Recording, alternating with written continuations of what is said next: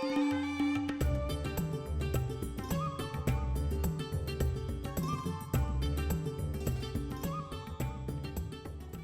children, in the previous class we have studied about the orbitals, that these are the regions where chances of finding the electron is maximum, and there are some regions where chances of finding the electron is almost nil, that are known as nodes. Today I'll explain you the quantum numbers.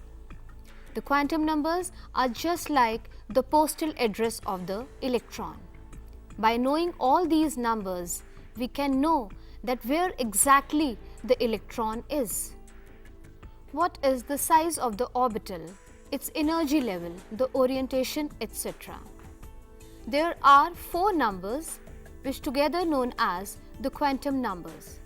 The first one is the principal quantum number, second is azimuthal quantum number, third is magnetic quantum number, and the fourth one is the spin quantum number.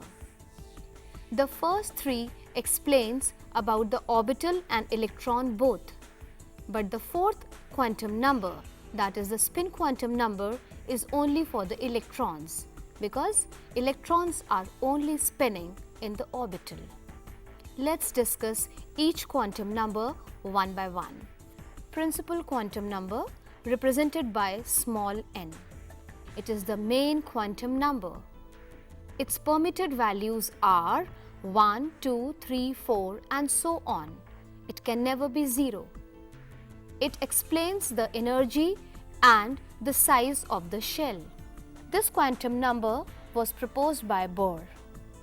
It determined the energy and the size of the orbital where electron is present. The maximum number of electron in an orbit represented by this quantum number is 2n square.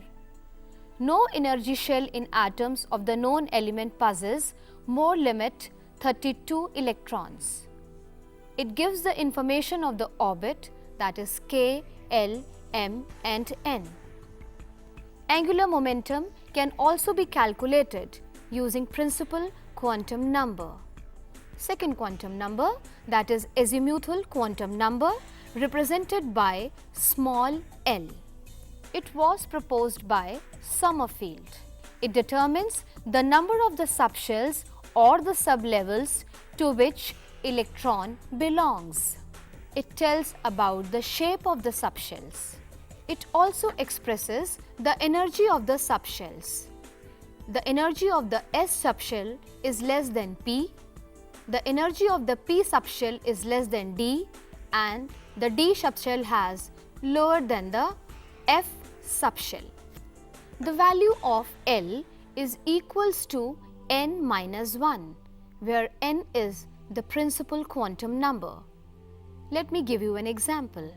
Suppose the value of n is 1, then the value of L, that is azimuthal quantum number, will be 0. If the value of n is 2, then the value of L will be 0 and 1. The maximum number of electrons in the subshell will be given by the formula 2 into 2L plus 1. The S subshell can accommodate maximum of 2 electrons, P subshell can accommodate 6 electrons, D can accommodate 10 electrons and F subshell can accommodate 14 electrons. For a given value of n, the total value of L is always equal to the value of n. The third quantum number, that is magnetic quantum number. Its symbol is small m and a subscript, that is small l, on the right hand side. It was proposed by Zeeman. It gives the number of the permitted orientation of the subshells. The value of m varies from minus L to plus L through 0. For example, the value of L is 0, then m will also be 0. If the value of small l, that is azimuthal quantum number, is 1, then magnetic quantum number will be minus 1, 0, plus 1. If the value of L is 2, the value of M will be minus 2, minus 1, 0, plus 1, plus 2. For a given value of N, the total value of M is equal to N square. For a given value of L, the total value of M is equals to 2L plus 1. The last quantum number is the spin quantum number. This is only for the electrons. Its symbol is small m with the small s on the right hand side as a subscript. It was proposed by Goldschmidt and Uhlenbach and denoted by the symbol of Ms. The value of Ms is plus half and minus half. These values shows that electrons are spinning either clockwise or anti-clockwise. I hope the quantum numbers are very much clear to you. Now let me proceed further and let me explain that how these orbitals are filled, how these electrons enter these orbitals. What are the rules which are governing the filling of these orbitals? There are 3 rules: the Aufbau principle, the Pauli's exclusion principle and the Hund's rule. The Aufbau principle. The Aufbau meaning the building up. According to this principle, if we have the orbitals of the various energies and they are vacant, then the orbital with the lower energy will be filled first.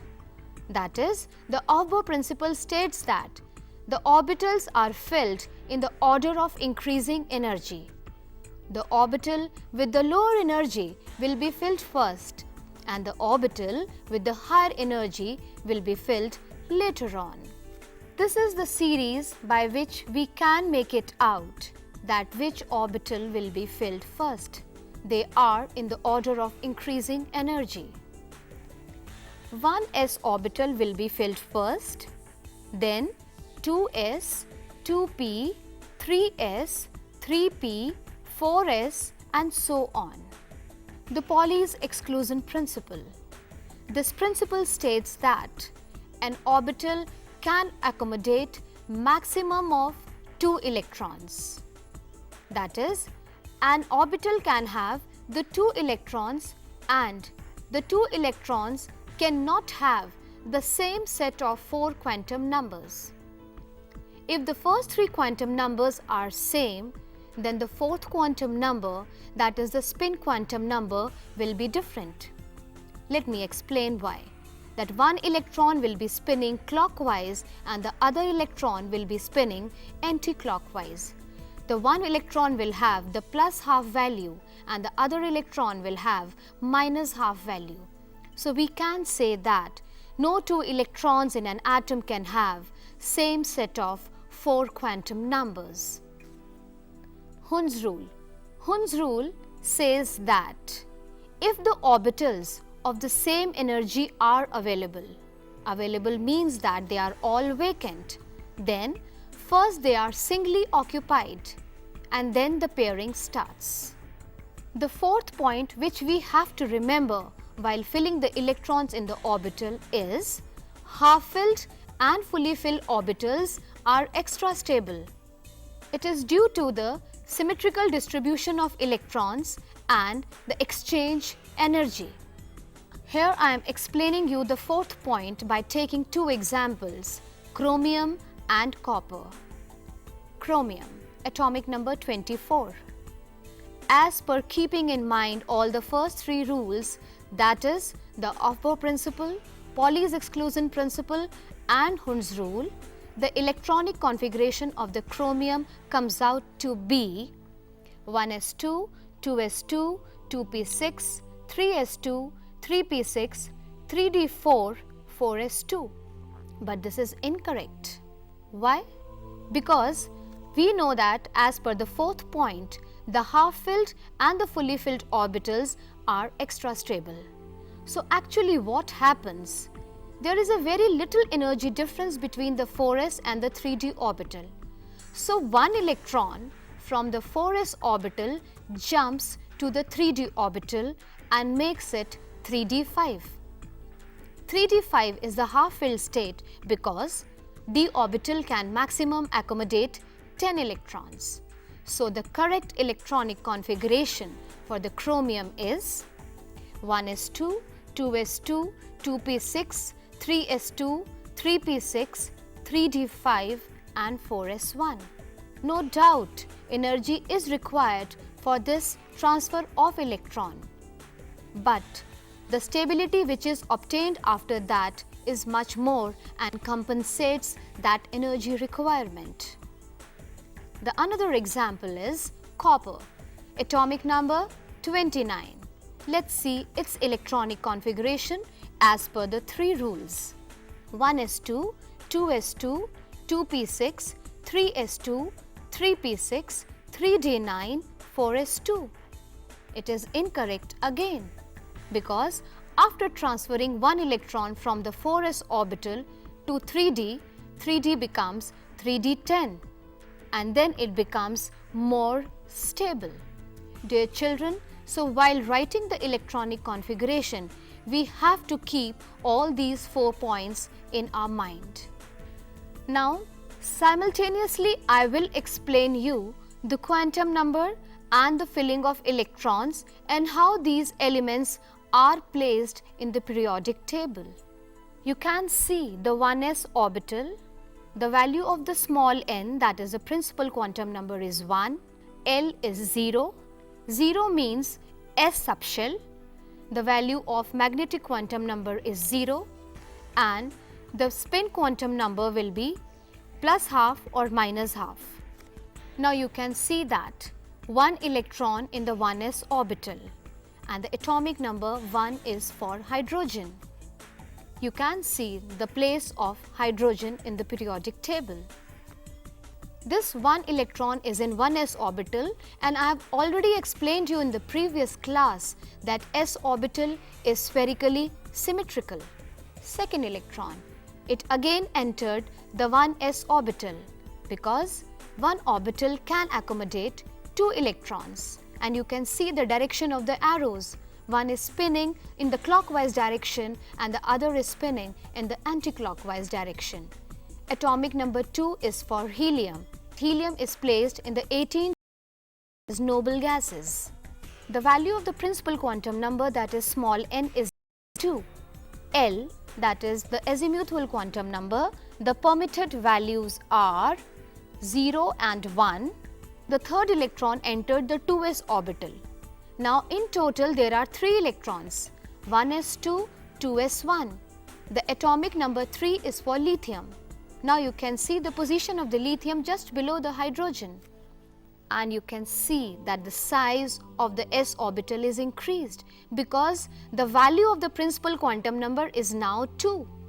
The 2s orbital is larger than 1s orbital. One more electron in the 2s orbital because the maximum capacity of the s orbital is 2 electrons. 2p orbital. There are 3 orbitals in the p subshell and p orbital can accommodate in total 6 electrons. We'll see one by one and we'll also see the change in the shape of the p orbital. I've already told you the p orbitals are dumbbell shaped. You can also see that all these elements like boron, carbon and nitrogen, how they are placed in the periodic table. You can also see the p orbitals, these are dumbbell shaped. While writing the electronic configuration, as per the increase in the atomic number, the number of electrons will be increasing. I hope everything is clear to you.